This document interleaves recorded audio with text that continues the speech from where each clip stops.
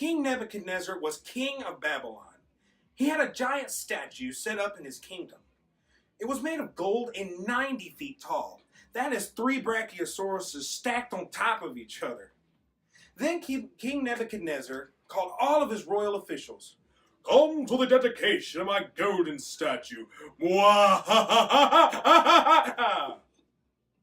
A servant announced in a loud voice, "People of all nations, races, and languages, when you hear the sound of the horn, the pipe, the lyre, the trigon, and the drum, and all the musical instruments, you are commanded to bow down and worship the golden statue that the King Nebuchadnezzar has set up.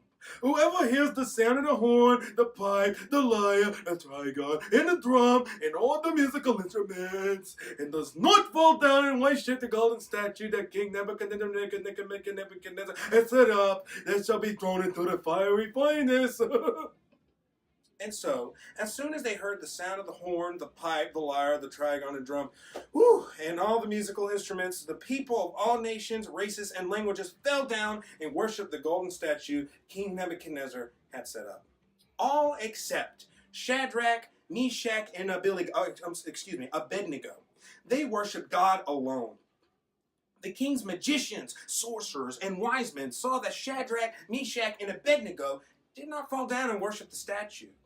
They were jealous of Shadrach, Meshach, and Abednego because they knew that God was with them. They said, "Oh, this was a perfect chance to get rid of him. I'm laughing. And so the magicians, sorcerers, and wise men reported to the king. They said, "Oh, great and mighty king, may you live forever. You have made a decree that whenever people of all nations, races, and languages hear the sound of the horn, the pipe, the lyre, the trigon, and drum, and all the musical instruments, they are to fall down and worship the golden statue you set up.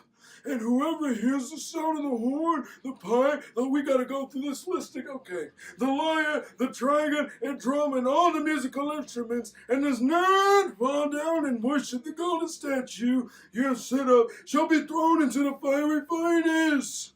"Yes, this is so," said the king. "Your Majesty," said the magicians, sorcerers, and wise men, "Shadrach, Meshach, and Abednego do not worship the golden statue you have set up." It's a laugh. King Nebuchadnezzar flew into a rage. He ordered Shadrach, Meshach, and Abednego be brought immediately before him. The king bellowed, "Is this true, Shadrach, Meshach, and Abednego, that when you heard the sound of the horn, the pipe, the lyre, the trigon," this sounds very familiar, "then drum, and all the musical instruments, you did not fall down and worship the golden statue? Listen to me. When you hear the sound of the horn, the pipe, the lyre, the trigon, and drum, and all the musical instruments, if you do not fall down and worship the golden statue I have set up, you shall be thrown into the fiery furnace.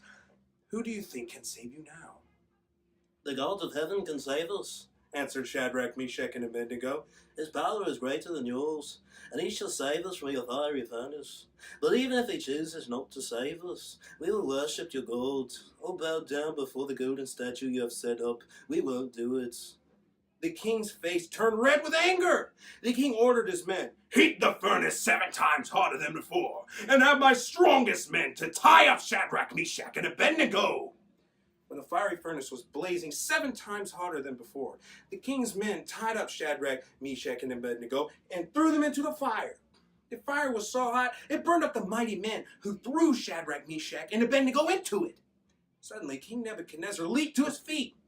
"Didn't we tie up 3 men and throw them into the blazing fire?" he asked his magicians, sorcerers, and wise men. "Yes, we did," said the magicians, sorcerers, and wise men. "Then why do I see 4 men walking around in the fire?" the king said. "They're not tied up and they are not hurt. One of them looks like a god." Well, it was God, as a matter of fact, the one true God, actually. So King Nebuchadnezzar went to the door of the fiery furnace and called out, "Shadrach, Meshach, and Abednego, servants of the one true God, come out!" Shadrach, Meshach, and Abednego stepped out of the fiery furnace. All the magicians, sorcerers, and wise men gathered around them in complete amazement.